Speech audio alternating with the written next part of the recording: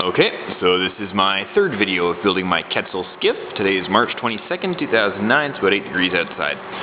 So here's what I've been doing. All these joints here have been filleted, so you wet it out with clear epoxy, you mix epoxy with colloidal silica, you put in a bead, you smooth it out with a spoon, so you got that it's got a nice curve to it, and then you come back a few hours later when it's less viscous. It's not hard, it's not cured, it's nowhere near cured, but it's less viscous, and you can you push in fiberglass tape. I guess you can see the fiberglass tape. And so I've done that with all the sections. I've done that along both sides of the stringers, and yeah, so that's what I've been up to.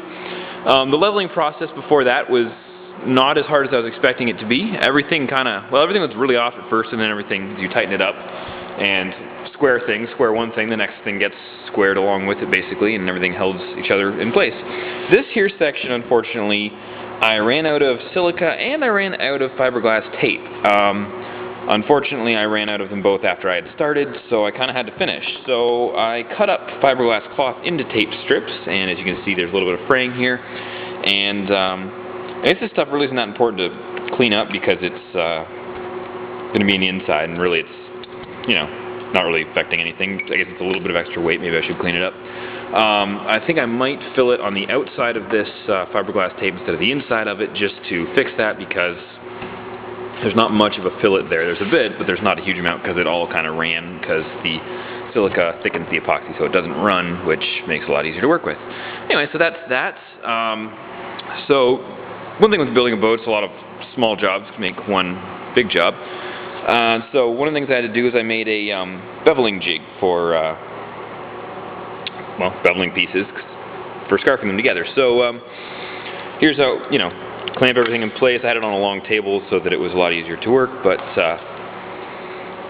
yeah, clamp everything in place, hold these together, clamp it, and then just run the router along. These rails basically support the router.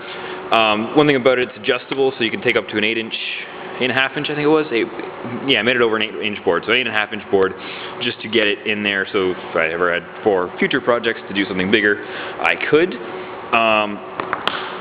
Also, so here's the piece of stock that is beveled. See, it's got the 8-to-1 ratio, and I made it adjustable so that these two pegs can come out and they can move back. So you have 8-to-1 ratio, 12-to-1 ratio, or 16-to-1 ratio, just for adaptability for future projects.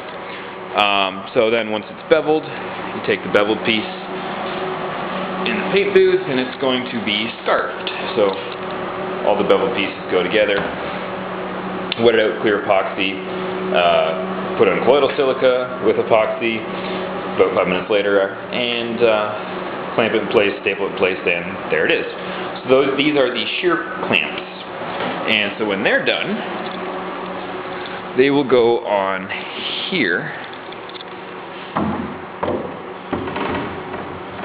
And yeah, so